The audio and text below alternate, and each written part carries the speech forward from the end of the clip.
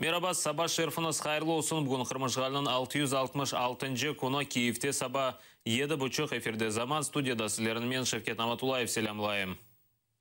Kırım'dan Türkiye Din İşleri İdaresi'nin Kadima Hikmet Yuvacı'nı sürgün etkenler. Sebebi sanki Kırım'da bulunov müddeti bitken. Yuvacı yarmadaga bu sene barde yollangan edi, dini işlerinde koordinatorluk yapaydı. Türkiye kokunda Rus uçağı urup düşürülgen son, ona nisbeten yarmadada münasebet kerginleşken. Kırım'da olgan idari ofisi Türkiye nazaretinde olgan cami ve medresede tintuvler keçken. Rusiyanın mahsus hizmetleri Yuvacı'nın pasportunu alıp mahkemege celp etkenler. Mahkeme ise surgun etmege kararını çıkargan. Buna beraber Yuvacı bildirgenine göre Kırım'nın çeşit şehirlerinde olgan hadimlerini ya da apske alganlar ya da surgun etkenler. Kırım'dan Rus Devlet Şura reisi Ukrayna banklarına para kaytarmaga karşı çıka. Belli ki keçinleri Rusiyanın Devlet Şurası kabul etken kanunga göre Kırımlılar Ukrayna banklarından algan kreditlerini kaytarmak mecburlar. Konstantinov'un sözlerine göre kanun üstünde çalışmaga Kırımlılarını celp etmegenler. Şu sebepten kanun değiştirilmesini talap edecekler. Çeşit kaynaklar bildirgenine göre Konstantinov'un konsol şirketi Ukrayna banklarından milyonlarla para algan, kanunga göre o da mecbur olacaktır kaytarmaga. Сегодня или завтра к ним придут украинские банки или их представители. Конечно, мы категорически были против, узнали об этом в последний момент. Представителей Крыма в зале не было, выйти на трибуну и сформулировать, что крымчане не против возврата денег. Но давайте выровняем ситуацию, что произошло с украинскими банками. И сейчас что получается? Люди должны возвращать по условиям той страны, которая не существует для нас.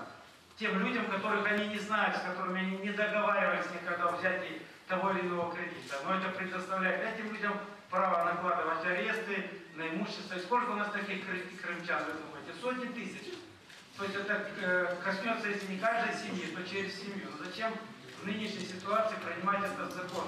Кому он горит, кому, что, других сейчас проблем нет. Поэтому ситуацию мы сейчас будем пытаться с этим еще в Совете Федерации разговаривать. Будем в законном порядке добиваться, так сказать, внесения или поправками, корректировать в такой степени, чтобы это удовлетворяло наших избирателей. Самое главное, что не было публичного обсуждения, не проходило, так сказать, такой крымской экспертизы, грубо говоря. Rus jenkaverleri Mariupol civarında Ukrayna nazaretinde olgan uç kasabаны zapt ettiler. Bu Kominternovo, Zaichenko ve Vodinoye. Jenkaverler Kominternovo kasabasına bronetexnika vasıtasından kirgenler. Anda ise boş mesken evlerde yerleşeler. OBSE nazaretçilerini zapt etilgen kasabaga koymaylar. Jenkaverler insanlar evlerinde tintuv keçireler. Kasabanı boşatmaga ret etiler. Şimdiki vakit çevreçette olgan yollarga minalar yerleştiriler. Населеному пункту Комінтернове, який бандити вчора самовільно захопили, незважаючи на його розташування у так званій сірій зоні, вони обладнують позиції, фортифікаційні споруди і залишати його наразі не збираються. Окрім того, відмічається певне нарощення кількості забороненого важкого озброєння на цій ділянці лінії розмежування сторін. Ці кричущі випадки порушення підконтрольними російській владі бандформуваннями умов припинення вогню свідчать про їхню неготовність до мирного діалогу з деескалації збройного конфлікту на Донбасі та неадекватну позицію ватажків незаконних збройних формувань щодо дотримання мінських домовленостей. СБУ хадимлері Северск шehri işgal olunған вақыт Русларға қызмет еткен jenkaverni yaqalады. Кечкен сене jenkaver блокпостларда қызмет еткен бұне бәрабер Рус jenkaverlер иштирак еткенini таздықлады. Шehirni ато күчлері азат еткен сон еркек сой сопларында сақланған. Шымды еркекні 8 yılға қадар апсы жазасы беклей. Видел приходящую технику, видел российских солдат без опознавательных знаков. Но по разговорам было понятно, что это россияне и что это именно специалисты своего дела. Позже в городе началось мародерство и разгромы, грабеж мирного населения. Это разочаровало меня, и я решил сбежать. Во время выхода боевиков из города мне удалось это сделать, отстал от колонны. Я призываю всех тех, кто, как и я, находится в рядах боевиков. бежать оттуда, пока не поздно. Это бандиты, и им плевать на наш народ и на нашу землю. Возвращайтесь к детям, возвращайтесь к родным. Давайте жить одной страной. Михаил Саакашвили Украинада қапаржылыққа қаршы әрекет тешкіл еткенін илан етті. Оның сөздеріне көре бұл фырқа олмайжақ. Бұл ақта Туневан Киевте өткерілген қапаржылыққа қаршы форумда сеслендірді. Анда 5000-ге яқын Украинаның чешет көшелерінден келген делегатлар іштірак етті. Яңа әрекетінің ады да белі деген ләкин базы мұхберлер білдіргеніне көре рух за очищение Украины адыны ташы біле. Лучшие люди Украины собираются вместе. И это только начало этого собрания. Мы никого специально не организовывали, никого особенно специально, естественно, не привозили. И, естественно, им за это денег никто не дал, чтобы приехать. Люди сами приехали, причем со всей Украины. Я тут прошелся, я был поражен. О чем это говорит? Много-много тысяч людей только в этом зале, а тут 2 зала. Это говорит о том, что началось большое пробуждение. И это гораздо важнее, чем любые такие политические проекты. Мы объявим сегодня, конечно, о том, что, надеюсь, что придем к тому, что надо создать такое широкое, непартийное движение против коррупции и за реформу.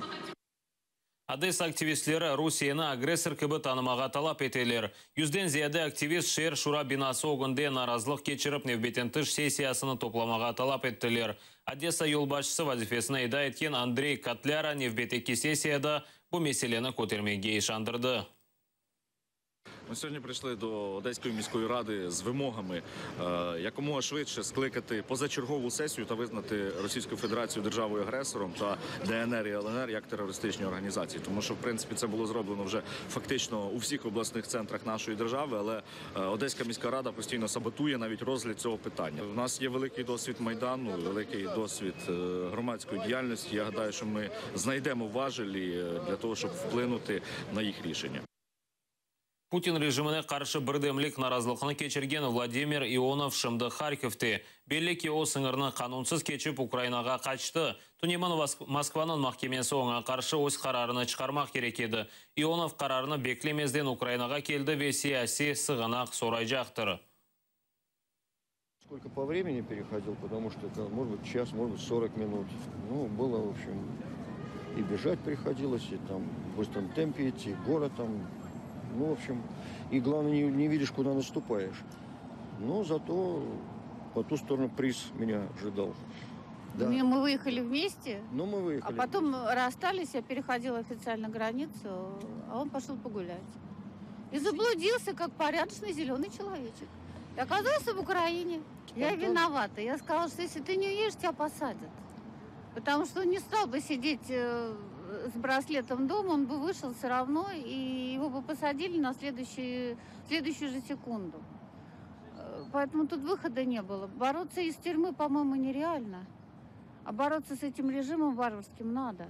Я думаю, что недолго продержит эта преступная власть, потому что все новые и новые будут приезжать дальнобойщики, шахтеры выходить, и просто по ЖКХ и прочее, потому что ну, уже пришла...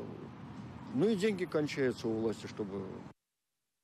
Бүгін Қырым Қамачавының 96-й күні әрбір кечет ноқтасында вазиет тынч. Туневан Чангарда концерт олып кечті. Тәпсілатлы жа Гульсум Халилованың левқасында. Чангарда концерт бүгін меркези штабха Шлягда дому адлы хайрие жемиет тешкилатларындан артистлер келділер. Аскерлер ве активистлер için ватанпервер ерларны icra еттілер.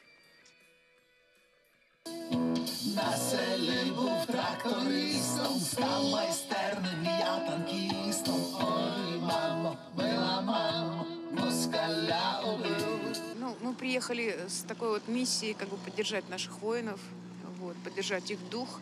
Ну, конечно, мы везли гуманитарную помощь, вот, и заодно, поскольку мы артисты, то мы поддержать их дух песнями своими. И вот вместе с капелланом, отцом Николаем, вот, мы ездим по частям и вот даем такие мероприятия.